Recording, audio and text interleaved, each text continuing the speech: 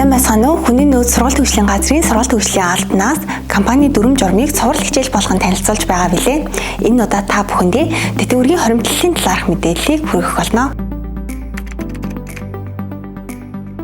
Тэтгэврийн хоримтлал гэдэг нь энгийнээр та болон компани таны ирээдүйн баталгаанд зориулж хамтдаа хоримтлал үүсгэж байна гэсэн үг юм. Тодорхойлбол хамтын хоримтлал. Хэрэв та компанид үндсэн ажилтнаар туршилтын хугацаагаа дуусгаад ажиллаж байгаа бол энэ журманд хамаарна. Тэтгэврийн хоримтлалын зарчим нь таны сарын үндсэн болон нэмэгдэлтэй цалингийн 2% та өөрөө, мөн адил 2% компани таны нэрийн дансанд байршуулах юм аа. Гэхдээ шагнал амралтын мөнгө зэрэг нэг удаагийн орлогод үүнд багтахгүй болно. Тэтгэврийн хоримтлалын хүсэлт үүсгэхдээ Makers application руугаа орж үйлчилгээ тэтгэврийн данс хэсгийг сонгон тэтгэврийн хүсэлт үүсгэх сонголтыг сонгоно. Таны илгээсэн хүсэлт хүний нөөц сургалт хөгжлийн газрын тухайн чиглэлийг хариуцсан халах мэргэжилтэн рүү ERP системээр дамжин ирж баталгааждаг. Баталгаажсны дараа та өөрт ойрхон хас банкны аль салбар дээр очиж нэрийн дансаа нийлгэх хэрэгтэй болно гэсэн. Гэтэ та нэг зүйлийг санах хэрэгтэй. Ажилтан тодорхой шалтгаанаар чөлөөтэй байгаа, эсвэл ажиллах боломжгүй байгаа буюу цалин бодогдоогүй тохиолдолд компани хоримтлалын нэгдсэн дансанд орлого хийхгүй.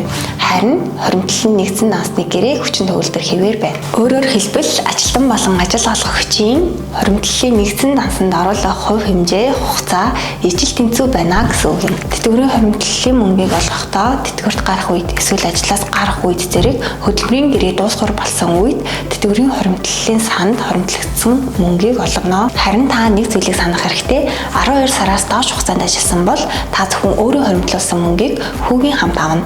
Харин 12 сараас дээш хугацаанд ажилласан бол тодорхой хувь хэмжээний дагуу ажил олгогчийн хоримтлуулсан мөнгөнд дүнг бас авах боломжтой. Үүнийг дараах байдлаар тооцдог. 13-аас 24 сар ажилласан бол та ажил олгогчийн хоримтлуулсан мөнгөний 20%-ийг хүүгийн хамт, 25-аас 36 сар ажилласан бол 40%, 37-аас 48 сар ажилласан бол 60%, 48-аас 60 сар ажилласан бол 80%, харин 61-ээс дээш сар ажилласан тохиолдолд ажил олгогчийн хоримтлуулсан болон өөрийн хоримтлуулсан мөнгөнд дүнгийн 100%-ийг хүүтэй хамт авна. Энэ хүү журамд зааснаас гадна ажилтнанд гэмтийн болон зайлшгүй хэрэгцээ үүссэн тохиолдолд хоримтлалыг хугацаанаас өмнө олгох боломжтой. Жишээлбэл ажилтны гэр бүлийн гишүүн хүн дээр өвчлөх, эсвэл үйлдвэрлэлийн осол гэмтэл аваарын улмаас хөдөлмөрийн чадвараа түр хугацаанд алдах зэрэг нөхцөл байдал үүссэн тохиолдолд тэтгэврийн хоримтлалд буй мөнгийг 100% хугацаанаас өмнө олгоно. Хүний нөөц сургалт хөгжлийн газрын сургалт хөгжлийн албанаас бэлтгэсэн тэтгэврийн хоримтлалын талаарх захим сургалт өндөрлөж байна. Таны ирээдүйг хамгаалж өнөөдрийн хөдөлмөрийг үнэлнэ.